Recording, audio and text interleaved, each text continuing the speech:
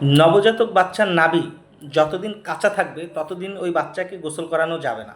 অর্থাৎ যতদিন নাভিটি নিচ থেকে শুকিয়ে না পড়ে যাচ্ছে ততদিন বাচ্চাকে গোসল করানো যাবে না।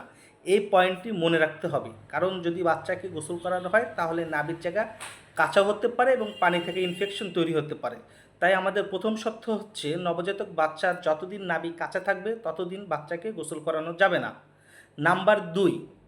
নাম্বার দুই হলো নাভির যে কাঁচা অংশ সেখানে তেল, লোশন, পাউডার কোনো কিছু ব্যবহার করা যাবে না, কেননা এইগুলো বাচ্চার জন্য ক্ষতিকারক।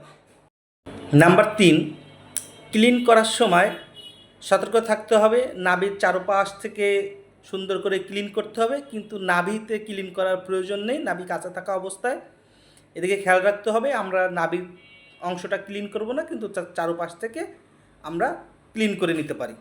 নাম্বার 4, সবচেয়ে একটি গুরুত্বপূর্ণ বিষয়, বাচ্চা যখন মায়ের বুকে দুধ খাবে বা ফর্মুলা দুধ খাবে, মনে রাখতে হবে দুধটি কোনোভাবে যেন কাঁচা নাভিতে না পড়ে। অনেক সময় দেখা যাচ্ছে বাচ্চা মায়ের বুকে দুধ খাচ্ছে, কোনো কারণবশত দুধের ফোঁটা নাভিতে এসে পড়লো, সাথে সাথে কিন্তু ওইখানে ইনফেকশন হওয়ার সম্ভাবনা অনেক বেড়ে যায়।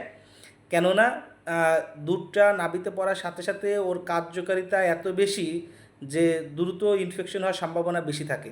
যদি বা কখনও নাভিতে মায়ের বুকে দুধের ফোঁটা পড়ে, তাহলে সাথে সাথে বাসায় যে খাওয়ার পানি আছে সেটা দিয়ে আস্তে করে ওই জায়গাটা ধুয়ে নিতে হবে এবং সবসময় পরিষ্কার রাখতে হবে।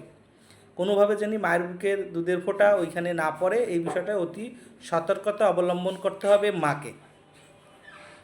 কেননা আমাদের এই বাচ্চার নাভি নিয়ে আজকে আমরা কেন কথা বলছি, কারণ বাচ্চার নাভি নিয়ে কথা বলার অন্যতম কারণ হলো বাচ্চার নাভিতে যদি ইনফেকশন হয় তাহলে বাচ্চার ব্লাডে ইনফেকশন হওয়ার সম্ভাবনা অনেক বেড়ে যায়।